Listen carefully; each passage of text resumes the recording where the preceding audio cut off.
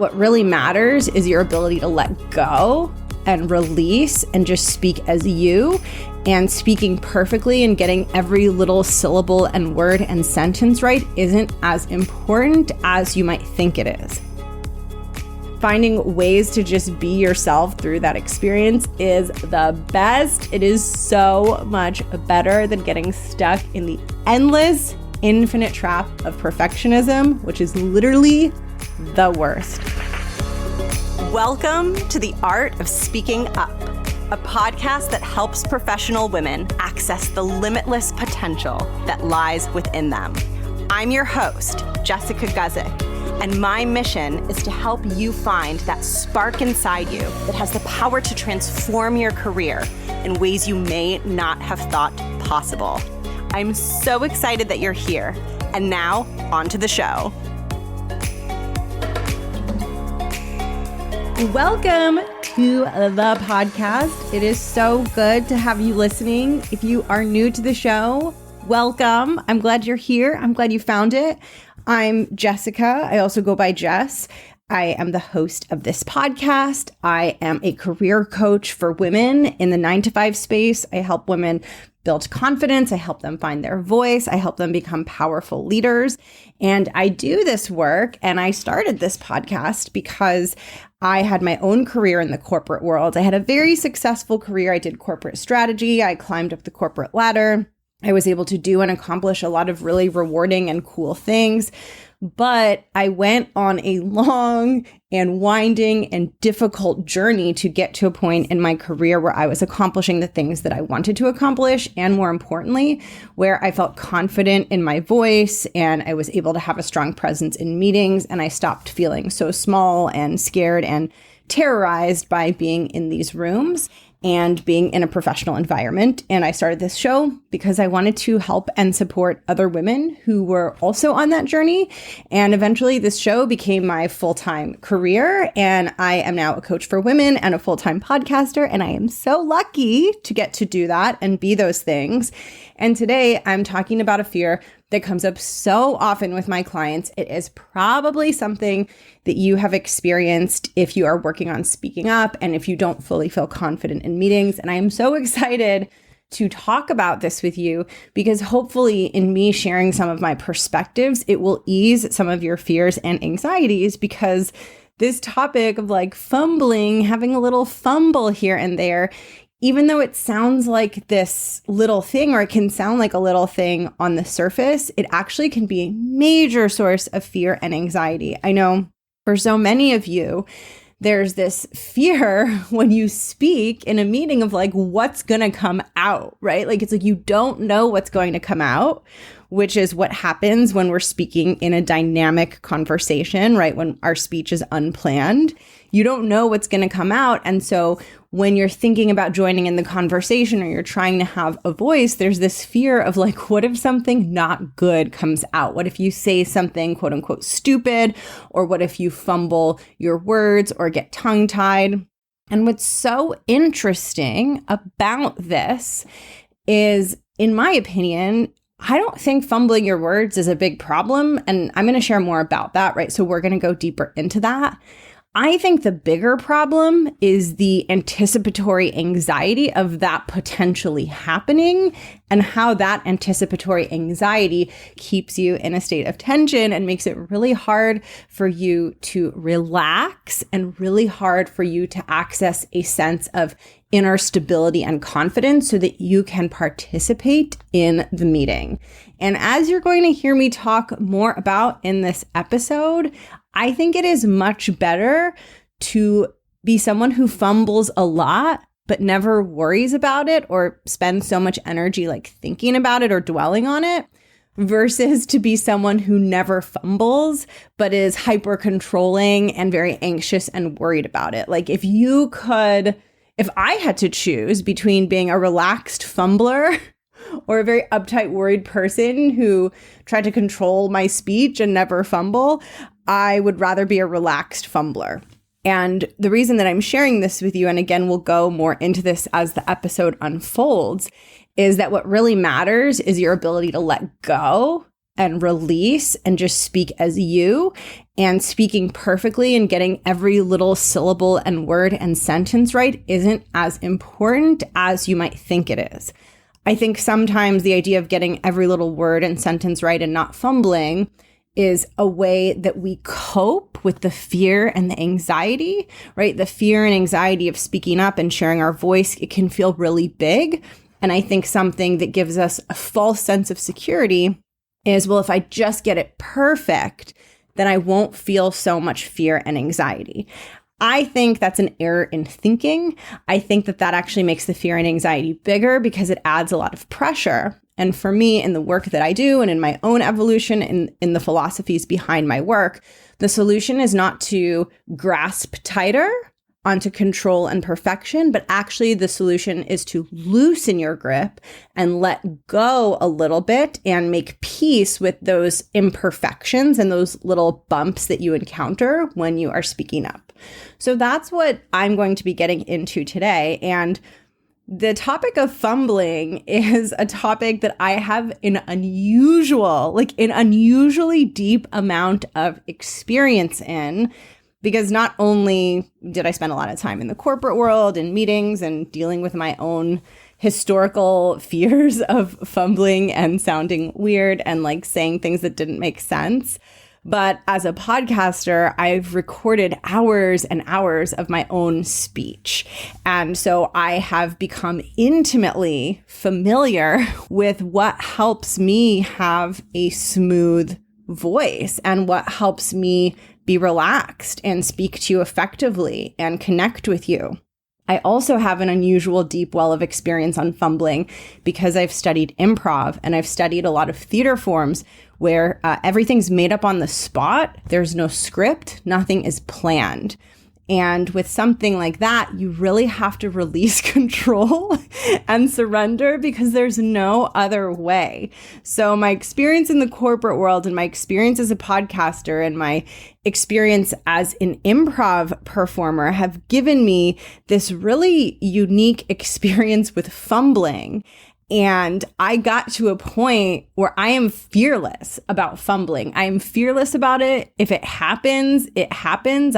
It doesn't give me anxiety anymore. And the funny thing is I do it the least that I've ever done it because I've gotten to that point.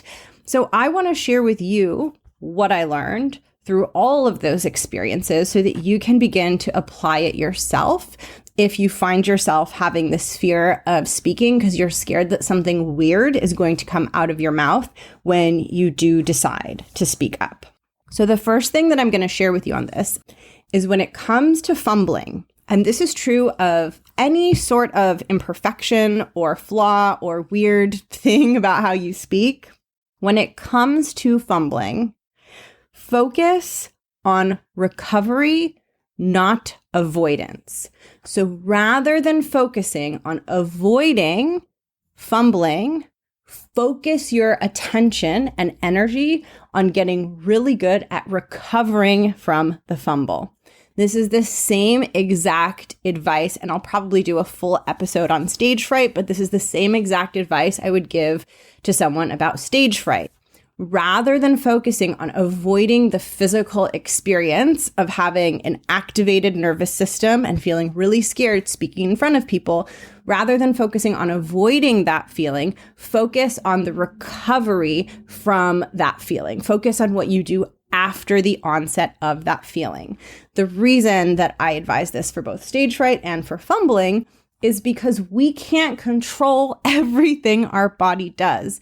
You can be the best communicator, the most talented speaker, and you're still going to fumble. I have recorded, I'm almost at 200 podcast episodes. I've done a lot of talking, and I still fumble my words no matter how clear I am on the concepts and no matter how confident I feel. It just happens. Human speech isn't meant to come out perfectly every single time.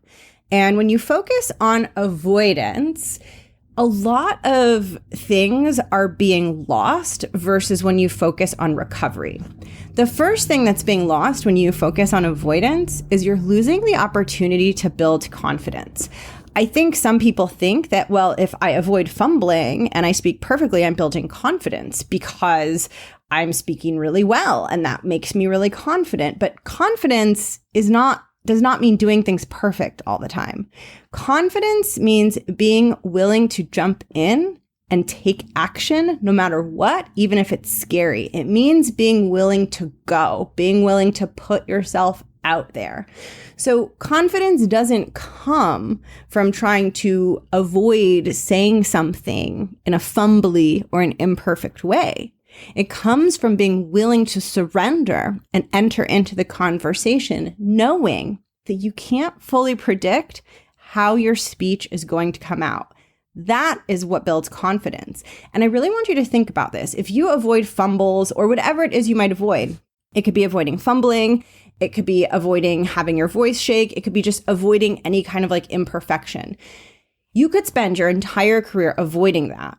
And you could get really good at it. You could maybe find ways to always just speak more perfectly, but you would never build confidence. You would be living in terror and fear of these imperfections. That is the exact opposite definition of confidence, versus when you make peace with these imperfections and you make peace with these things, that's when you actually build confidence because you believe in yourself enough, you have enough intimacy, love, and trust in your relationship with yourself that you do not require yourself to quote unquote perform perfectly in order to feel solid and worthy and strong. And the ironic thing is, the more open you are to those imperfections and to those moments where something sounds a little bit awkward and like a little bit off, the more relaxed you are because you're not trying to control what happens. You're open. You know you can handle it. But then the more relaxed you are, the less it happens. So it's a little bit of a paradox and a little bit of a counterintuitive thing. But when you stop trying so hard to sound perfect when you speak, that is when the quality of your communication improves. And that is when your speech becomes smoother and more elegant. So that's a really interesting thing that I wanted to point out to you. And I really, I know that like it can feel so vulnerable and so exposing and so scary when someone watches you fumble or someone watches your voice shake. So I don't want to diminish how hard that experience is, but I do want to let you know that your power and your confidence isn't going to come from avoiding those things. It's going to come from getting better at recovering from those things. That has been my experience. And for me, I don't want to build a confidence that depends on me being perfect and depends on me being in such control of how I am. I want to build a confidence that can sustain whether I have a weird day or I say a weird thing or I have a shaky moment or I say something awkward. I want to be able to bounce back from that. I want to be able to still speak up powerfully. I want to be able to still love and support myself. I want to be able to still feel strong even when those things happen. And I would rather have some of those things happen and develop that muscle of being able to come back from everything and like being a total badass than become this perfectionist shell of a person who can't really navigate or really has troubles navigating a slip up or a flaw or something hard or something embarrassing. Now, I'm not saying that this isn't difficult, right? It requires an enormous amount of emotional resilience to say, I'm going to open myself up to showing people myself. I'm going to be vulnerable. I'm going to open myself up to people's thoughts and judgments about me. That is a really courageous thing to do. And it's really hard and it requires grappling with a lot of difficult emotions if you do fumble and then you have to kind of experience the aftermath of that. But that is ultimately where your confidence and where your strongest leadership skills are going to come from. So that's the first thing that I wanted to share, which is don't focus on avoidance with fumbles, focus on recovery. So I want to talk to you a little bit about recovery. And that's what I'm focusing on in this episode because I don't want to give you advice of how to not fumble because I think that's advice that will lead you in the wrong direction. I want to give you advice on how to recover when you fumble because that's where all your power is. Your power is in the recovery. So to explain to you how to recover and how recovery works, I'm going to go back to one of my favorite communication analogies. This is an analogy that I've used in a past episode. It's also an analogy that I have used in my free video course, Speak Like a CEO. That is my 3-part course on executive presence, which I will put in the show notes in case you want to get it. It is free and it will teach you the foundational skills of executive presence. I talk about this analogy in that course too. But I want to use the analogy of the train on the train tracks. So the way that I think about really good, powerful, solid communication is when a train is riding a track and it has a very smooth track. And so the passengers have a very smooth ride on the train. And I think of the passengers as your audience. So when your communication is really smooth, your audience has a wonderful train ride, right? And the way that I think about it is when we have these little challenges or obstacles or disruptions in our communication, then the train tracks are a little bit rusty and a little bit old and a little bit bumpy. And so the train is still going down the tracks, but it's not as smooth for the passengers. And there's like a little bit of like shaking and bumpiness and up and down in the train tracks. So it's not like the passengers are being tortured, but they're not going to like get off the train and be like, oh, that was like the smoothest ride ever. That was so amazing. That's not going to be part of their experience. And so I think of communicating super smoothly and super effectively as just having that smooth train track. Now, the way that I think of a fumble, and this also applies again to any sort of like mess up or mistake that you make while you're speaking, whether it's a fumble, whether you say the wrong number when you're talking about something, maybe you're presenting data, you get it wrong, whether your voice has a shake, right? Whatever it is. But we're talking specifically now about fumbles. I think about that fumble as like there's a flaw in the train track. So maybe there's like a rock that got thrown on the train track, or maybe the train track is broken and there's a place on the train track like where it's not connected. Or maybe with the train track, there's like a section where the side of the track, like the bar that runs along the side, is not like smooth and like part of it is like kinked or like pointing outwards. And so the train is almost going to like get off the track. So there's like a rock or some sort of disruption on the train track. And the way that I think about the fumble is like the train is going, and you're talking and it's smooth. And then the train hits the rock or it hits the little defect and it experiences a bump, right? It experiences like it loses stability. So it might like sway from side to side. It might like jump up a little bit off the track. That's how I think about the fumble. Now, I want you to imagine that you're the train conductor, because you are the conductor of your own speech and your own voice and your own energy, right? So truly, if a train ride represents communication, you really are the conductor of that train. Now, I want you to imagine, this is not what I suggest you should do. This is what I suggest you shouldn't do. So I just want to clarify that. But I want you to imagine that as a train conductor, you are terrified of those bumps. You are so afraid of rocks on the train track or like a kink on the train track. And every time you're about to start the train ride, you're like, oh my God, I hope there's not a rock. I'm so freaked out. Like, what if we encounter a rock? And like, what if the train shakes? And you are really worked up and worried about it. And you start the train ride and everything's going fine. And then all of a sudden, you start to see in the distance, there's a rock. And often when you're fumbling, you see it coming in the distance, right? Like often when you make a mistake or a slip up, it doesn't come out of nowhere. You notice you're getting nervous. You notice you're losing your footing, right? So there is sometimes this onset of like, oh gosh, like I'm losing my grip, right? Like I'm losing it. I'm not going to speak perfectly. I'm going to fumble. So I want you to imagine that as the conductor of the train, you see a rock coming up and it's pretty close in the distance. The train is moving really fast.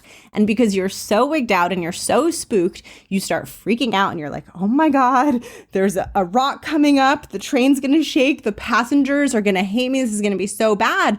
And so what do? You start being like, oh shit, I need to do something. I need to avoid this. And in your panic, you decide, I better slam the brakes because we can't go over this rock, right? Just like if you're avoiding fumbles, you're going to want to run and hide, right? When the fumble happens, you're going to think that it's game over, right? You fumbled, you messed up, you did the thing. So I want you to imagine that you, as the conductor of the train, sees the rock coming, you're panicking, you start hitting the brakes, you get closer to the rock, you slam the brakes, and the train is still moving because it takes time for the train to slow down. But as it hits the rock, you're also slamming the brakes. And because the train is slowing down and braking as it hits the rock, the entire train topples over, right? Because it wasn't going fast enough and it didn't have the momentum to just bump over the rock and keep going because you hit the brakes. So that caused the rock to have a bigger impact on the train because not only was it going over the rock, but it was also experiencing that slowdown. And you know, when you press the brakes and then you kind of fall back in your car, the same thing happens with the train. You're slamming the brakes, but then it's hitting the rock at the same time and it completely falls off the track. And the passengers are like, what just happened?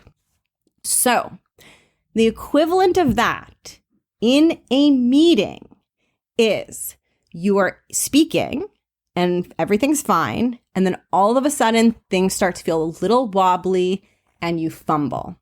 And what happens when you fumble is there's a voice in your head that says, I can't believe you did that. You sound so stupid. You are embarrassing yourself. You need to get out of this meeting as soon as possible. And when that voice comes into your head, what happens is instead of you continuing to speak powerfully and regaining control and getting your confidence back, you begin shrinking. You begin cutting yourself short. Maybe you don't finish everything you were planning to say because you start to freak out internally and you're like, oh my gosh, I just need to end this. So you don't say what you were even intending to say. You just stop short and maybe your voice gets quieter. Maybe you toss it to someone else in the room, even though you had more to share. You get off of the path, right? So just like the train gets off the track, you get off your track of what you were planning to share. Now that's what you shouldn't do. Here's what you should do.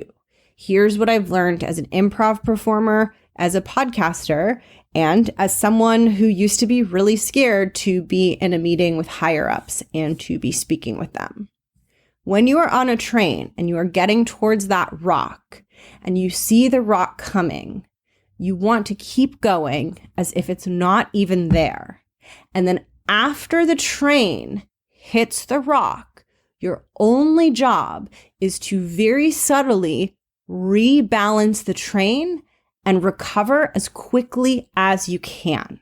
So I want you to imagine that the train hits the rock and it's not totally smooth, right? It hits the rock, the passengers feel it, everyone kind of bumps up in the train, and now the train is slightly rocking from side to side because the rock got it off of just like being balanced and even. If, as the train conductor, you start to freak out about that and you're like, oh my God, the train is rocking, you might hit the brakes. You might do something that causes the train to rock more. Instead, what you want to do is think, how can I just rebalance this train, get this rocking to reduce, get back to center, and keep going forward as if we never hit the rock? That is exactly what you want to be doing if you fumble in a meeting. You will experience the fumble, just like the train passengers experience the bump.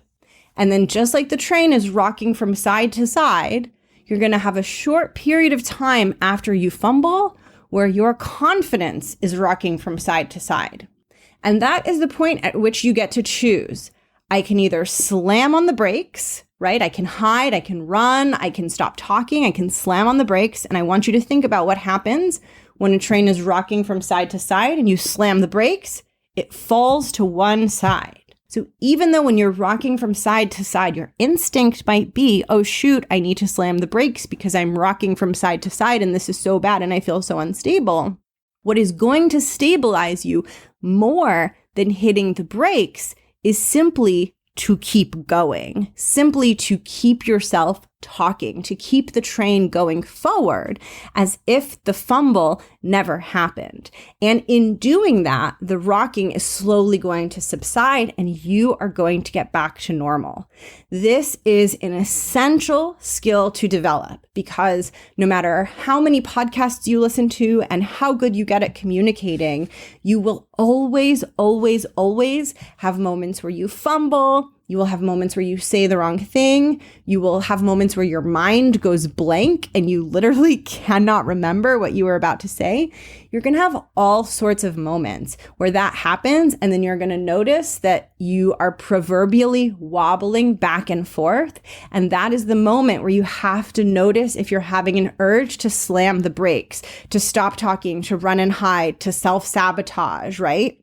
And in that moment, your only job is to say, all I have to do is stabilize myself and keep going, because the best path to recovering from the fumble is just to keep talking. And the reason that's so hard is because as soon as the fumble happens, you might have a thought that something horrible has happened, something has gone wrong, you've embarrassed yourself, and your instinct will be to stop talking, to slam the brakes. But slamming the brakes is going to cause you to tip to the side. It's going to cause you to feel worse about yourself. It's going to cause you to reinforce the story that something's wrong with you, that you're not a good communicator, that you're problematic because you fumbled, right?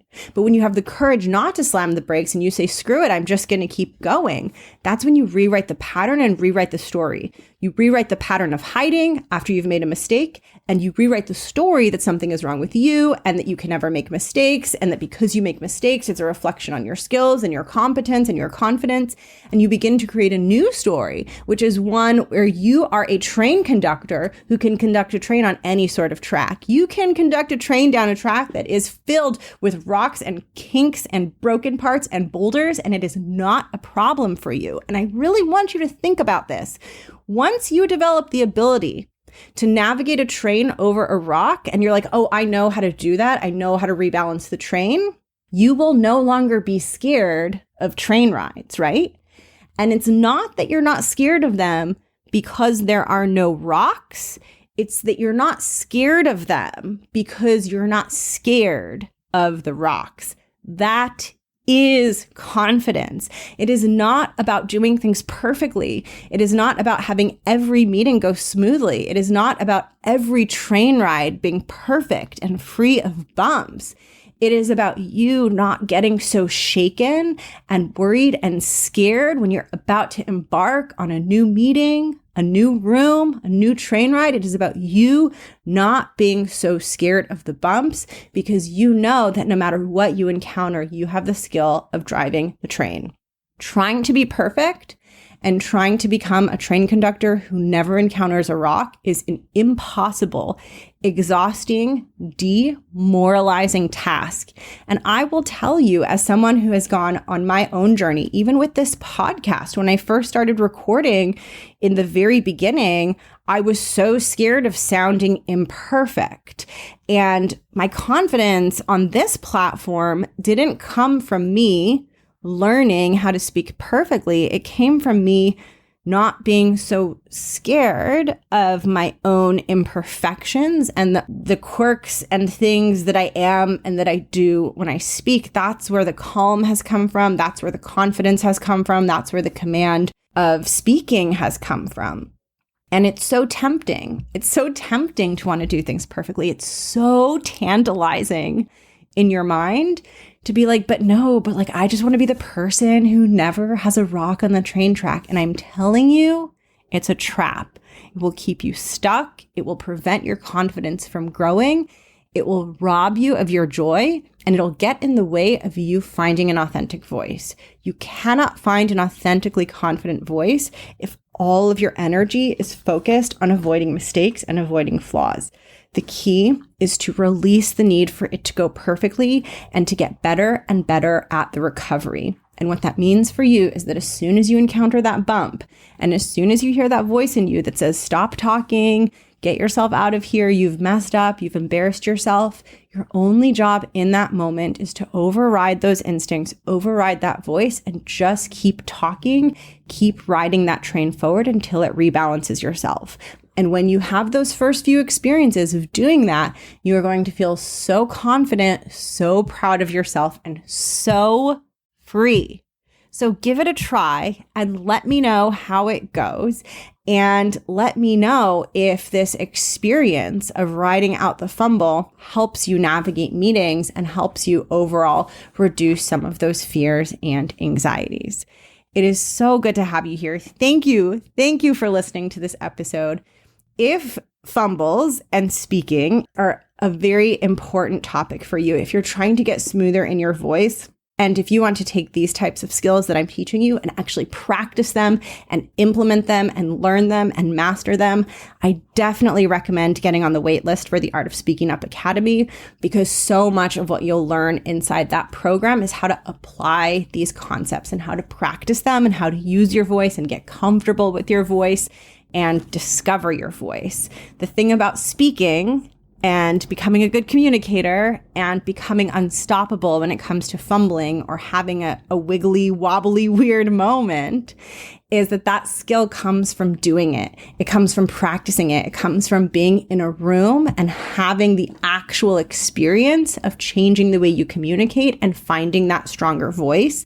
And it can be hard. It can be hard to do that at work because you have the pressure of the meeting room. You have the pressure of your boss in the room, right? You have the pressure of it being a place where your performance is being watched. And inside the Art of Speaking Up Academy, you're with this small cohort of women who are experiencing a lot of the same things that you're experiencing. And you get to do these things and try these things in a safe space where no one is judging you and where you really get to discover a braver version of you who is able to emerge in a space that feels like it is welcoming and safe and meant for someone like you.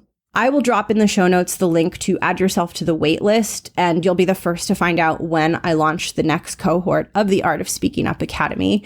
And if you want to go deeper into mastering executive communication and just becoming a really effective voice that gets noticed in the meeting room, definitely grab my free video course, Speak Like a CEO, which will take you deeper into communication skills and give you the foundational skills that you need to really exude leadership and confidence and mastery when you speak in a room. I will also drop that in the show notes below. It's jessguzikcoaching.com/free resources.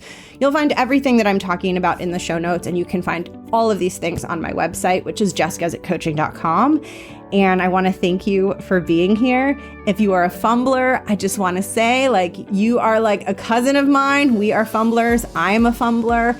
I have a lot of odd speech patterns. I do all the weird things, and it's not that I stopped doing them. I just stopped being so worried and self-flagellating about them. And now I feel free. And so I hope you can join me in that feeling, because it's so much better on this side. Being messy, being imperfect, and finding ways to just be yourself through that experience is the best. It is so much better than getting stuck in the endless, infinite trap of perfectionism, which is literally the worst.